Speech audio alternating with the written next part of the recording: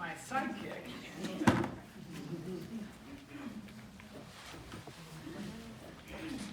You like to sit? You want to sit? You feel like it's too low? Whatever makes you like.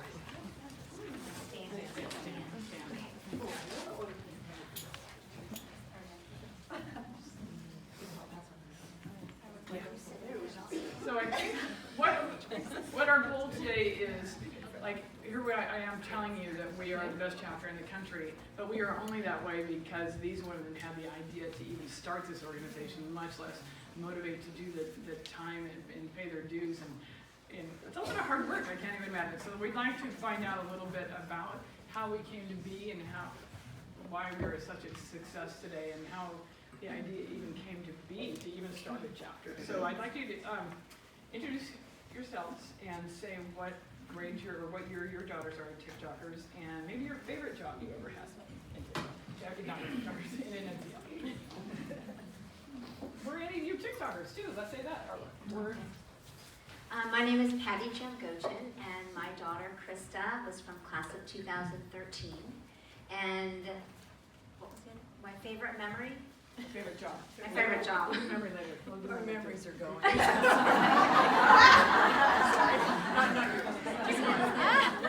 Can you edit that part out? My favorite job was being a grade level advisor. It's always difficult when Patti goes first because it's kind of all downhill from there.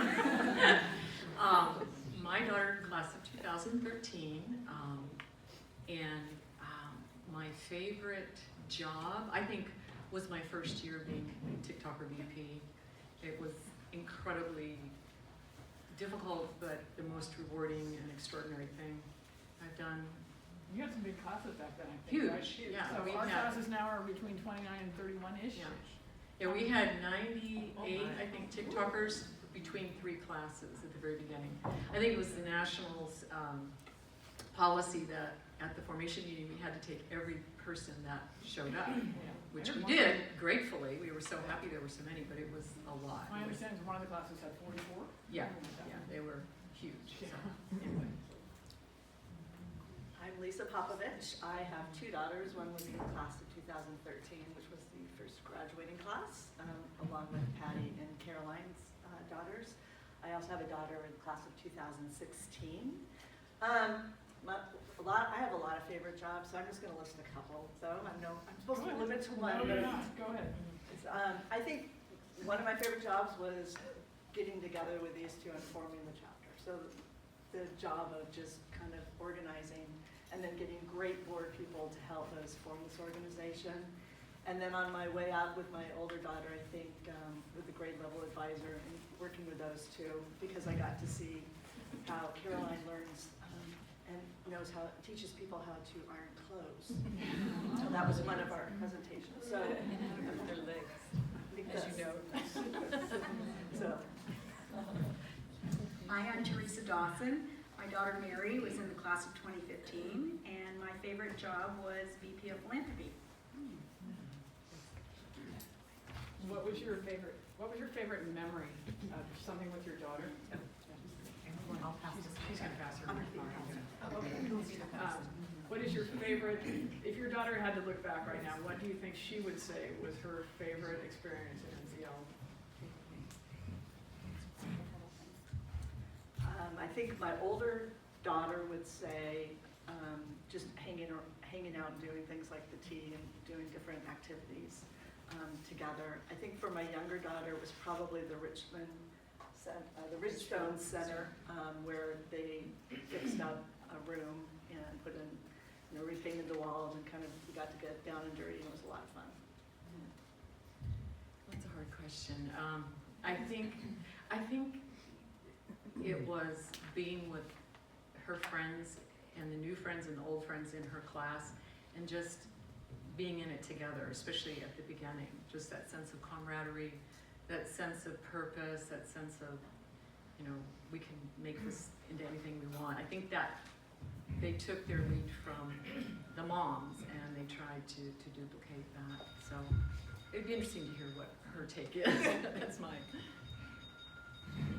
I know Krista really enjoyed the teas, not just because she loves tea, but it was just a great opportunity to meet with everyone in the whole chapter, all the moms and daughters together. So she always really enjoyed those opportunities. The other thing she really loved was learning about leadership. And she had some incredible grade level advisors that really mentored her. And it really, really she felt like honed in on her leadership skills and made it so much easier for her after she is in high school and in college and even after college to really lead meetings, work with her peers. That was really great.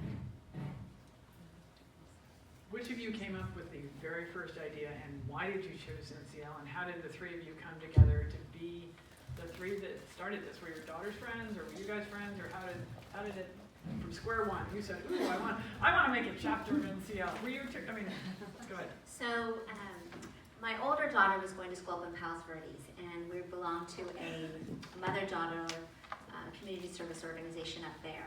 But the way it worked, and it was a great organization, the mothers worked together and the daughters worked together, but never side by side. I always thought how wonderful it would be to be a part of an organization where you truly work side by side. Lisa and Caroline were both my good friends at that time. We both all had daughters the same age, and I knew about NCL because I had probably a handful of good friends that were in National Charity League in different chapters all over the state, even out of the state. And they all had such wonderful, incredible things to say about it. So a friend of mine from the Peninsula chapter, and that chapter is over 50 years old, she called me one day and said that their bylaws were changing and no longer, so you had to live up in that area geographically in order to be part of their chapter. So I knew I would never be able to get into that chapter. So, but she said that opens up an opportunity to start a chapter in the beach cities. And she said they just started and opened up a national headquarters in Costa Mesa. So I gave them a call, learned about it, and learned that, oh my gosh, it's not just community service that NCL does, it's this leadership development and cultural experiences. Like bingo, jackpot, lights go on, how great is that? Talked to Lisa and Caroline and said, yeah, we're in, let's try it. So it really snowballed from there. I would talk to Erin Jernigan, this fabulous expansion specialist at national headquarters. She'd give me a page of notes. I'd go back and talk to them. What Lisa was talking about, we met once a week for several weeks, learning about what NCL was all about, and every time it just got bigger and better, and we were so excited, and we joked about how we were going to teach our daughters etiquette and teach them how to walk in high heels and eat with cloth napkins, and but we just had a lot of fun with it. We met with two women that started the Palos Verdes chapter, which was 6 years old at the time, and it just kept getting better and better. The more we learned about it, the more we liked it. It was part of a bigger picture organization. They had an incredible website. They have a training program that's on steroids. They have lots of policies and procedures, just so much you could learn from it. So I could go on and on and on, but it was really a wonderful start. And these two women were a great team. And then we found fabulous founding board members too. Well, I think when Patti talked to Lisa and myself about what she discovered, we were really excited. But I just, your memories are sort of encapsulated many times in a moment. And, I think about sitting at Patti's breakfast room table, just talking about this and thinking about how we were going to approach it and how we were going to find members and how we wanted our chapter to look, what flavor, what tenor we were looking for. And it's pretty exciting to be able to sort of figure that out as you go and have a real sort of a process of discovering what's important to you and what's maybe important for your community. And then, I remember us talking about, well, how many other women are there out there that might be like-minded? You do wonder, is this going to fly? And of course, it's great to see this now that it has taken on its own, flavor and flown on what they say, the wings of eagles. But that moment of us sitting there at the table with, kind of, it's sort of being at a cliff, and you just sort of lean, like they talk about, you lean in and you go, okay, hold my hand, you guys, we're doing this, and those are lovely memories for me. No. Just one thing too, we really talked about, the three of us. We wanted it to be a chapter that was very inclusive. We wanted to do everything we could so that there would not be cliques among the We knew we wanted it to be hands-on community service, and we knew we did not want it to be a fundraising chapter. So those were all things that were really important to us, and I know that it's still that way, so that makes me very proud. Thank you for that. A lot of other chapters in the country are out holding garage sales on the weekends and doing a lot of stuff. We pay our dues and it's just runs smoothly from there. So I personal thank you for that. Yeah, I mean, I agree. I think hands-on community service with your daughter was so key to us, and being more inclusive in the membership. And I mean, I'm just reiterating, but those were really some of the tenets we discussed and really wanted to promote, and I think we achieved it. I don't really have anything to add. I mean, it was really good to work with two and then getting the board people together. I think really the board kind of cinched the deal. How did you select your first board? We went to friends. We went to friends and people we knew who would be willing to put in effort. And it did take a lot of effort to get it started. I mean, now it seems like it runs very smoothly, but you know, the first few years, it's everything we had to do. We had to make it from scratch and decide what position do we want to even take, you know, on different activities. How do we want the tea to look? But we also wanted it to be where it could be changing. So as the community came in and new people came in, that those things were not so set that people couldn't make changes to them. So I love coming here and seeing that it grows, it continues to grow, continues to Did you have strive. any idea that we'd be where we are today? Hopeful. Yeah, Hopeful. that's great. But I think you've gone much further than we thought. I mean, think about it. Not many years we've gotten a lot of big awards for having good programs. Teresa, do you know how did they name Manhattan Hermosa? Why not South Bay? Did you guys have that in your heart? You believed enough that everybody within these two cities, they could run this going forward in perpetuity? I think you all probably know a little bit better, but my recollection is that when we were talking, we started to get the idea that there was a lot of interest. So again, as Patti said, we wanted to be very inclusive. We wanted anybody that wanted the opportunity to be part of this organization and to help us grow this organization to be part of it. So if we went too far with our boundaries, we were worried that we would have to turn people away. And we didn't want it to just be Manhattan, so we picked Hermosa and then just called it Manhattan Hermosa. For a while, we would sort of joke and call it Man-Herm. That seemed a little disrespectful. Did you guys know now that the We South... look like man You didn't know. You're not Man-Herm at all. You guys know, I don't know if you know how we're going through the membership process right now, but the South, we're one of the too few chapters in the country where we have the South Bay chapter and the Manhattan Hermosa chapter that boundaries overlay each other, and that we still turn people away. It's an amazing thing that we are going through we're in the process right now, and there are more than enough mothers and daughters interested every year to fill both chapters. It's incredible. And I think it's really a testament to our chapter that so many people were interested and excited and saw what we did and heard our daughters talking and heard us talking, that they were motivated to start another chapter. I wonder, you mentioned policies and procedures. Did you guys really fine tune a lot of that? Like really, Lisa probably with the lawyer mind, right? Probably came through and did a lot of that because it's really nice.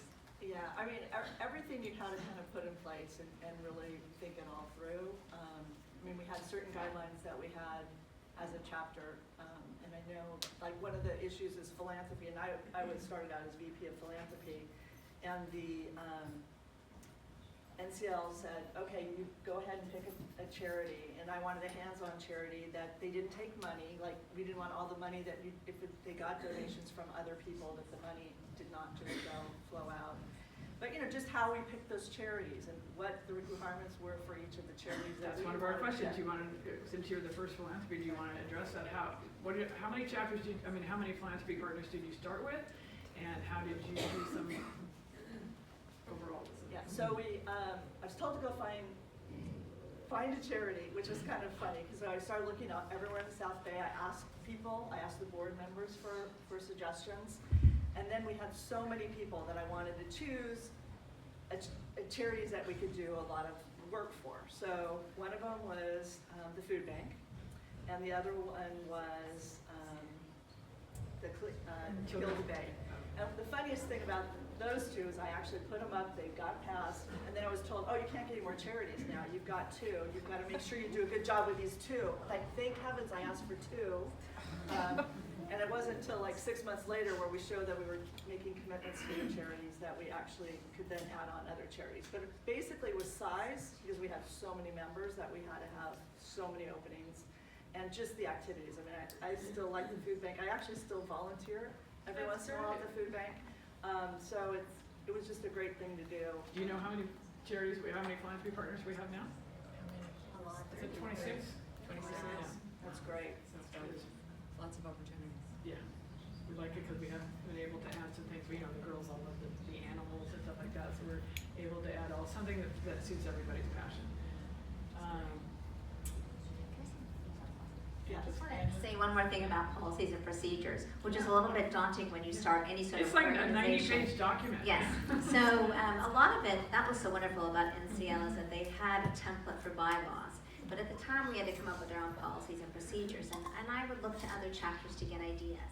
Glendale was another chapter that was over 50 years old, like 50 pages of policies and procedures. I took it down to 16 pages, and our expansion chapter advisor at the time said to me, oh my gosh, nobody's gonna read that.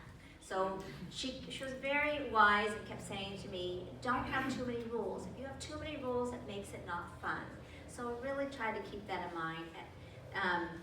And the first year, remember, we spent, for those of you that are still here in the room, we spent a lot of time that first year at the patroness meetings going over what the policies and procedures were, giving options to our members and have them vote on it. And I kept thinking to myself, oh my gosh, I can't wait until we get through all of this so we can just start doing the fun stuff. So hopefully you will all feel that way now, that you are, if this is fun, the chapter meetings are fun, your projects are fun, because a lot of that paperwork, a lot of those procedures are already in place.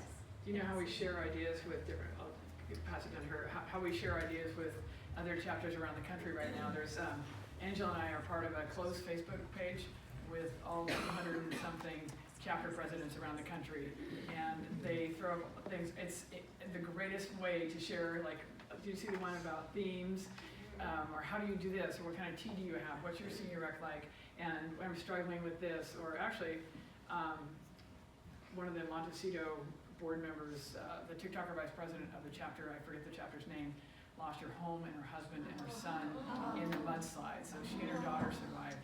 Oh my God. But it's a nice way. We helped, I don't know if you, when we were helping the Houston, we also helped the chapters that are there specifically. We sent, Angela and I sent a care package from all of us directly to the chapter and the women that were affected. We felt like we had such a connection with them as well. You know, I just wanted to add that I've always worked for startups. I love startup. I love creating something out of nothing. And the amazing thing and not only are these women phenomenal in their idea and what they wanted to create, I also feel like some of the best ideas come about, movements, business come about from conversations over the breakfast table. But many of us board members met them, talked about the concept, and we really believed in them, we really believed in their vision and their leadership.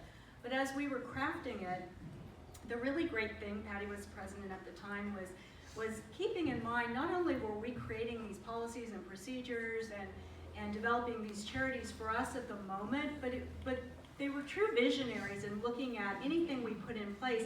How would that affect our legacy? How would that affect you all today? And I think the fact that some of the traditions continue and many of the policies and procedures remain standing is really a testament to that visionary leadership that they really have. They're very solid. I have all 90 pages in my bag with me at all times. Or I just have Bonnie. Bonnie knows what page I'm on. Speaking of traditions and things, did you have more to add to that, Beth? Go ahead.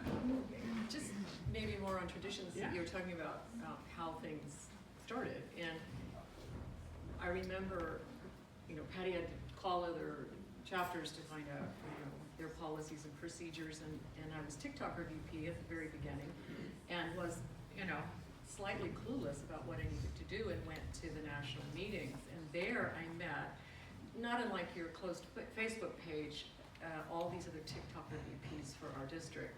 And I think it was there that I really got excited about what our TikTokers could do. And, I asked them about their tea and about their senior presentations and Big Sister, Little Sister programs, all the programs that all these other chapters were doing that had been there for 60, 70, 80, some I think even 100, I don't know, years. They've been around a really long time. Those conventions are the greatest. They're the best, To get your yeah. excitement. Yeah. So anybody who's thinking about being on the board as the nomination process is happening, the convention is in Long Beach this year, so we're going to be able to send some extra board members and be able to visit and share ideas with people. It's really a cool thing. But that helped me tremendously because the website wasn't exactly what it is now. And so there was like this little notebook and I thought, oh my gosh, what now? And so this really, talking to other people in the same position that you're holding at that time from other chapters really is so beneficial. So Speaking of traditions, senior rec. How was that? Some chapters, I don't know if you guys all know, that some chapters do the full-on debutante extraordinaire, and some do have their seniors stand up at their tea. And some people do their teas by class, so literally it's just their class sharing. And we were sort of somewhere in the middle of all that. And how did that? Who wants to? well, I think there were many minds, many ways of thinking about that. And I think we started out saying it was going to be more casual, as I recall. But there were those of us who also wanted it to be a moment where our girls learned how to buy a beautiful gown and to have it tailored. And, all those little things that we want our daughters to understand. You have an event, this is what you need to wear, this is what's appropriate, this is the process that you go through in order to teach them how to function in those worlds. And so in the end, I think it wasn't maybe as debutante-ish as others can be, and some of us did sort of want to go that direction, whereas others wanted to make it more casual. And I think it's somewhere in between now. I think it's quite lovely. I think where we ended up is beautiful. I remember our first one, and Leslie Tanqueray, she's here somewhere, she was she and Tiffany Watts put that together, and they did a beautiful job. Just had a blank slate, and here you go. And Did the girls enjoy the fact that they now know how to waltz and did that experience with their fathers? That was fun. Yes. Actually, those were some of the sweetest moments of my husband and my daughter practicing in the dining room, waltzing around, and I thought, oh, this is precious. Those precious moments that you can't plan those. Did you guys have father-daughter events? Have those always been incorporated into the TikToker program, or? We didn't have that many. I mean, it was, they used to have, I think we had about one a year, and then also to get ready for senior rec, they would get together with, the fathers would get together and learn to dance, they'd all do it together. And that actually was kind of fun because I actually went to watch my younger one while they were doing the lessons, and it's hilarious because all the dads kind of play off each other. Some of them want to be really funny, some of them want to show they really can dance. Some of them are like, I don't remember how to do this. So it actually is, it was nice, and I thought that was something that had we thought about it earlier, we probably would have tried to incorporate a little bit more of. You all know the digital cheetah age that we're in now. A lot of you have never experienced this chapter that was in paper or anything. Most of us have not, that I think are in the room today. How did you guys used to record things before you just got to click on the website and sign up for things? Go ahead, Theresa. Well, we actually had a website. You did? At the time, National Cheering League, before they had the big digital cheetah, they had they had two different companies that you could choose from, and I think both of those companies had folks that had relationships with folks in NCL, and it was called C-Spot. And my first job was VP of Communications. So I was the technical steward, and I actually spent a whole summer, many, many hours. I remember I'd get a Red Bull or a Coke, and I'd sit there and build the website. And it functioned in many similar ways that Digital Cheetah did. I don't think it had as many of the features, but it wasn't all by paper. And then just as we got to the point where we really got everything uploaded to the website, Then Digital Cheetah came along, and I don't think quite everything got migrated, so unfortunately we lost a It's little getting bit better, of it things. grows and evolves every year. So, any other questions from all of you? Does anybody out there have any questions for these ladies? No inquiring minds want to know? Anna does. Yeah, Anna. So most of your girls are like 3 years out of college, if they graduated in 2013, right? Did NCL make any kind of impact on them in their experience in college, or what they were exposed to, and maybe what they pursued in a career, or how did NCL loop back around and do that for them? Great question. Well, that's a good, really good question. I think that one of the things, it's not major perhaps, but my daughter went to college in New York City in an area that wasn't, you know, up on 116th Street in what we call Harlem, which actually isn't Harlem. It's quite lovely up there now. But, you know, just, I think part of our vision and our thought was we want our girls to be comfortable in every environment, in every setting. So we have our teas, we have, you know, our senior presentation. We also go into various philanthropies where it's a little dicey in places. And I think that experience for her helped her to feel comfortable in those settings. And so for her to now go up to Harlem and go to school in that area, I mean, this is maybe a tiny bit of a stretch, but she'd already been to these places. And I think we all want our girls to be comfortable in any setting, and especially working with people who are less fortunate. You're going to put yourself in perhaps dicey situations. So I think that certainly helped her, and I think her sense of wanting to give back in the community in which she then resided was a part of what NCL inbred in her a bit. You know? I could just add to that as well. So Krista, off the time in college, said, "Oh my gosh, Mom, this is just like NCL. This is just like NCL." It was really, really wonderful to see, especially in the sorority, where she was on the board and she goes, "Oh my gosh, I know how to run a meeting. I know how to write an agenda. I know how to take minutes. I know how to vote on those